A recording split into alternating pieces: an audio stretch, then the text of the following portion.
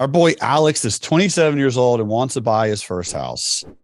So let's talk about buying a home.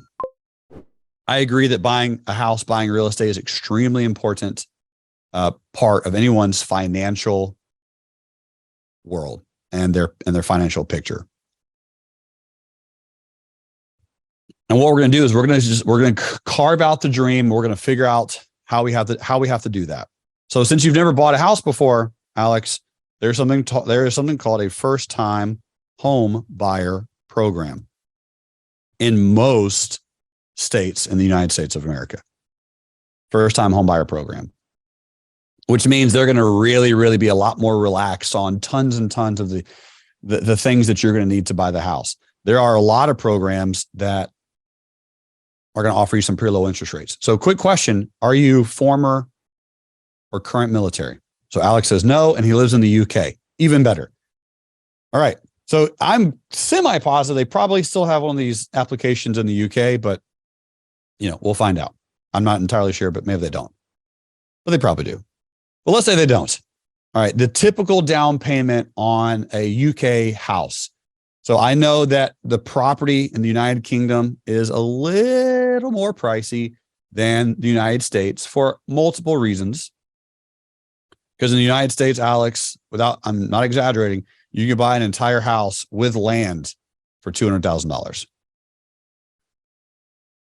I mean, that's a 2-bedroom, 2-bath. Like you got room for the wife, the kids, the dogs. You have lands. I mean, hey, greatest country in the world.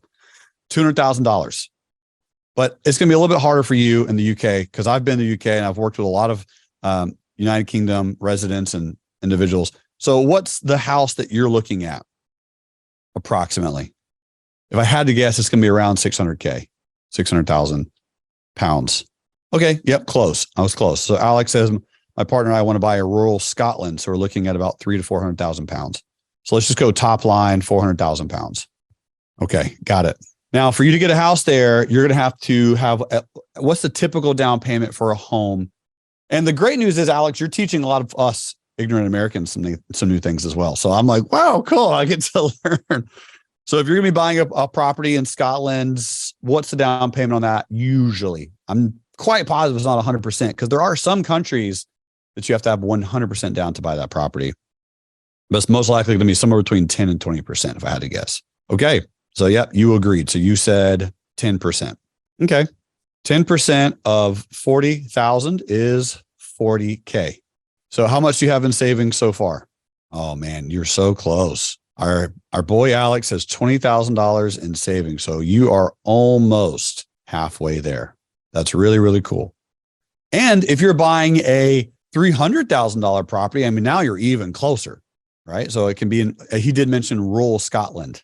So if you're kind of out in the middle of nowhere, properties are going to obviously kind of decline just a tad in value.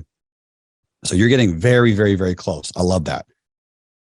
So this is no longer a dream, Alex. This is like months away. This is probably potentially maybe the next year. This is really, really close. So for you, all I got to say, my friend, is if you got 20,000 in savings, keep chipping away. Make that your primary focus.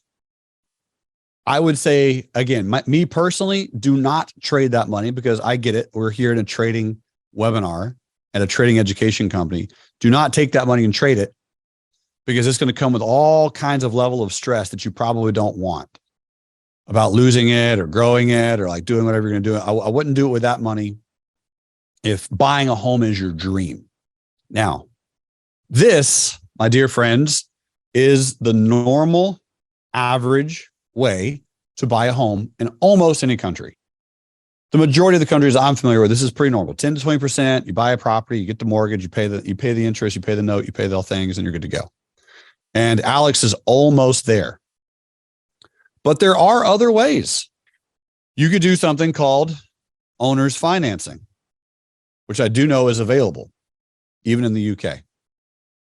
So owner's financing, Alex, is where you can connect with the owner of the property and you simply tell them, listen, I would like to pay you directly for this property.